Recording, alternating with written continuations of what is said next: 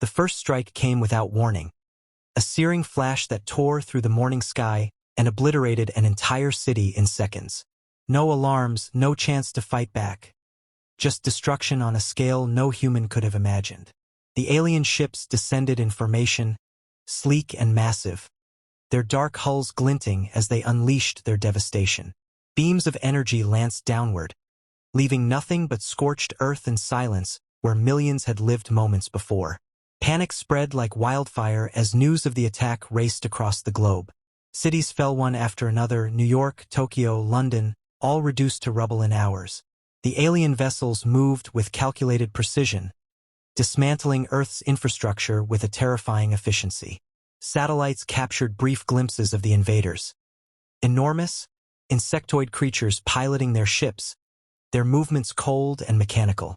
Their superiority was undeniable, their intentions brutally clear.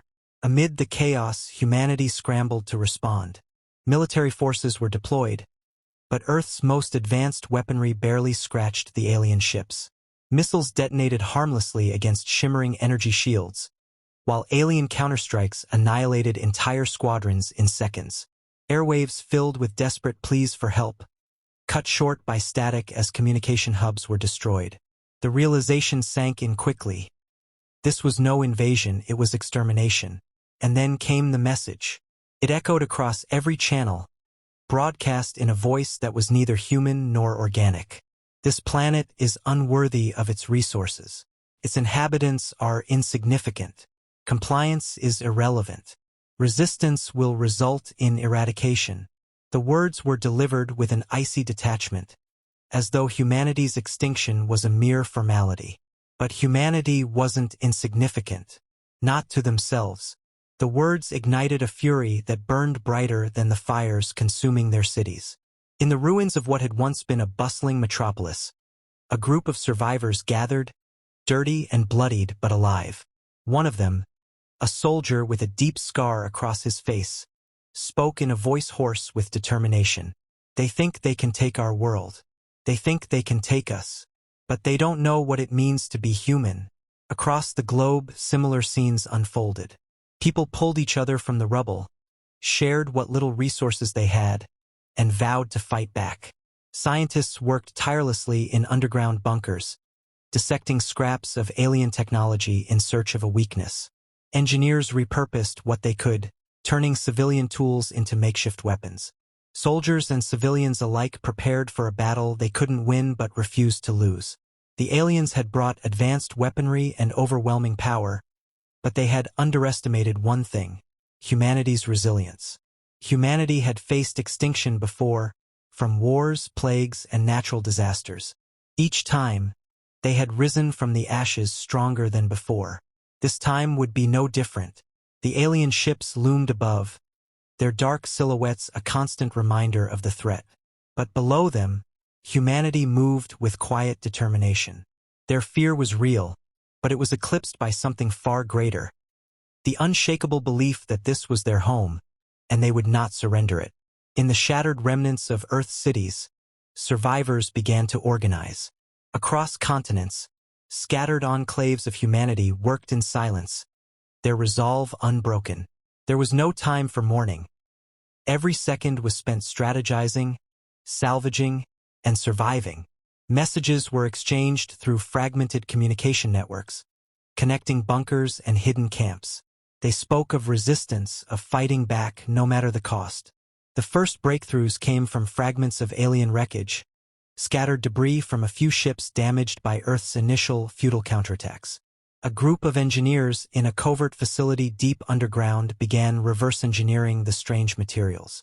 Alien alloys that could withstand incredible forces, energy conduits that seemed to defy known physics. Human ingenuity turned scraps into knowledge. In another bunker, a team of scientists worked around the clock, poring over alien communication signals and energy signatures. Patterns emerged, giving humanity a glimpse of how the invaders' technology functioned. It was a long shot, but one scientist, a young physicist with soot-streaked cheeks and unyielding focus, discovered something critical: a fluctuation in the energy fields that powered the alien shields. It was a weakness, a small crack in their seemingly impenetrable armor. Word of the discovery spread quickly. Across every surviving pocket of resistance, hope flickered to life.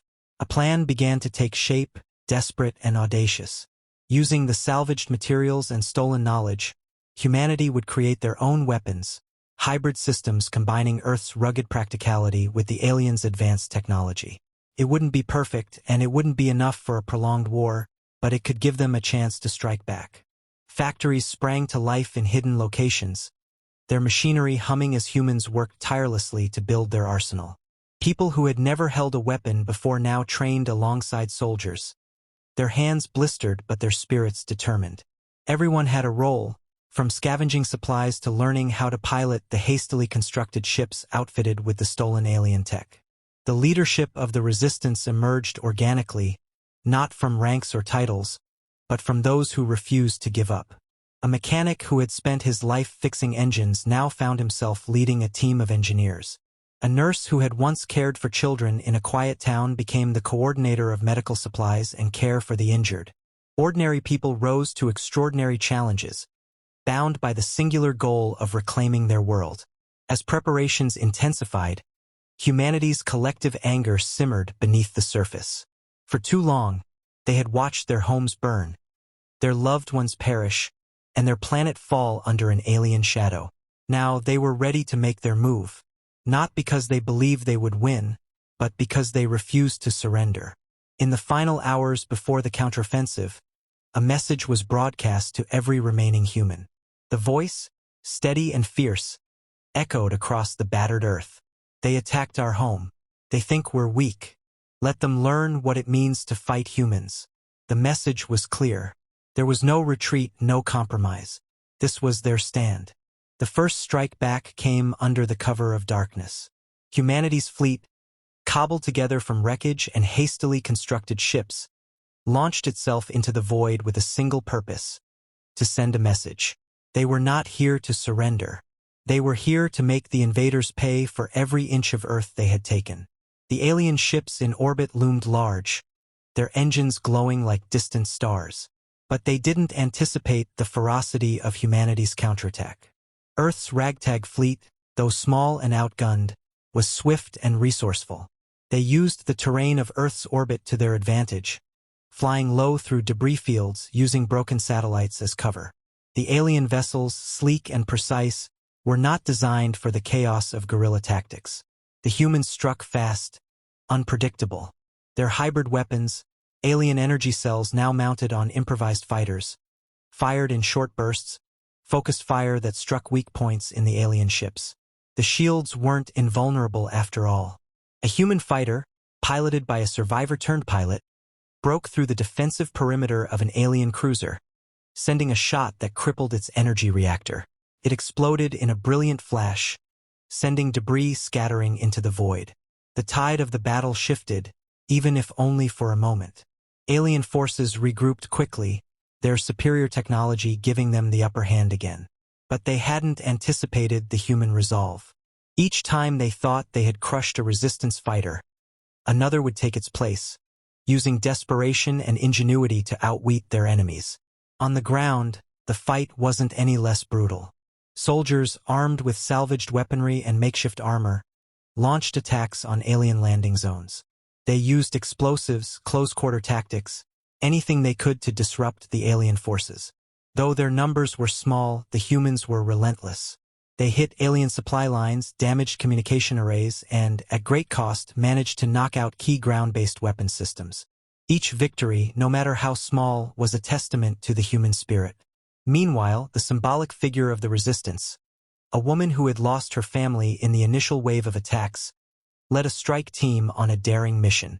Their target, the alien flagship, a massive vessel that served as both a command center and a symbol of the invaders' dominance. The humans had a plan, reckless but full of potential. They would infiltrate the flagship using alien tech against them. The team infiltrated the flagship's lower decks, dodging patrols, using scavenged tools to bypass security. Each step forward was a gamble, but they pressed on, fueled by the belief that this was their moment. As they planted explosives at the core of the flagship, Their efforts sent shockwaves through the alien command structure. Above them, in the heat of space, the human fleet launched their final assault. The alien forces, disoriented by the simultaneous strike on the flagship, faltered. And then came the final push. Humanity's last fighter squadron dove into the heart of the alien armada, firing their final salvo of energy blasts, targeting weak points in the alien ships. The first few strikes went unnoticed, but then the alien fleet began to break apart, systems failing, ships tumbling from the sky. In that moment, the aliens realized the impossible. They had underestimated humanity. The invaders, once certain of their victory, were now retreating, their ships scattering in disarray. Earth's defenders had done the unthinkable. They had turned the tide. Humanity had shown that it was not to be erased so easily. The alien ships retreated, the darkness of space swallowing their broken fleet as they fled. Earth's sky, once filled with the glowing menace of their presence, now remained clear, scarred, yes, but free. Humanity had won, but the victory came at an unbearable cost. The streets, once bustling with life, were now silent. The cities, though no longer burning, were reduced to crumbling skeletons of their former selves. Yet amid the devastation, there was a spark. Humanity had survived.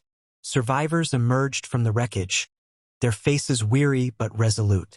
There were no grand celebrations, no parades, just a collective determination to rebuild.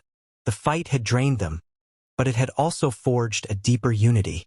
Nations once divided by borders now worked side by side, pooling their resources, sharing their knowledge, and putting aside old grudges. They had something far greater than territory or politics to protect now: their home. The people who had once lived in the shadow of alien supremacy now turned their eyes to the future. Scientists worked to reverse the damage done to the planet, using the alien tech they had salvaged to clean the atmosphere, purify the waters, and restore life where it had been wiped out. Engineers rebuilt infrastructure, learning from the invaders' technology to create systems stronger and more sustainable than before. It wasn't easy, and it wasn't fast, but there was progress. The Earth, though scarred, was healing. In the quiet aftermath, Earth's leaders convened to ensure that humanity would never again be so vulnerable. They established new global alliances, fortified Earth's defenses, and began to explore the stars, not in fear, but with a newfound confidence. They would never again be caught off guard. They had faced the unimaginable, and they had survived.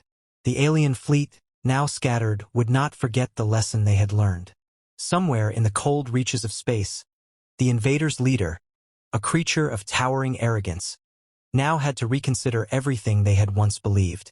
The humans, they muttered to their subordinates, their voice dark with contempt, are not to be underestimated. The words carried a weight, a warning. Earth had proven that the will of a species could not be broken. Back on Earth, life slowly returned to a semblance of normalcy. People worked together not just to rebuild what had been lost, but to create something better, something stronger. The scars on the land would fade in time, but the resilience that had been forged in the crucible of war would remain forever. Humanity had faced annihilation and emerged victorious.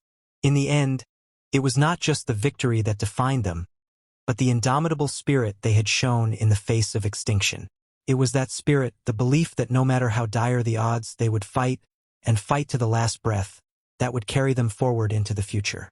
And as they looked up to the sky, humanity knew that whatever challenges awaited, they would face them, united, unyielding, and forever changed. They attacked our home, a voice whispered, but we fought back, and we won.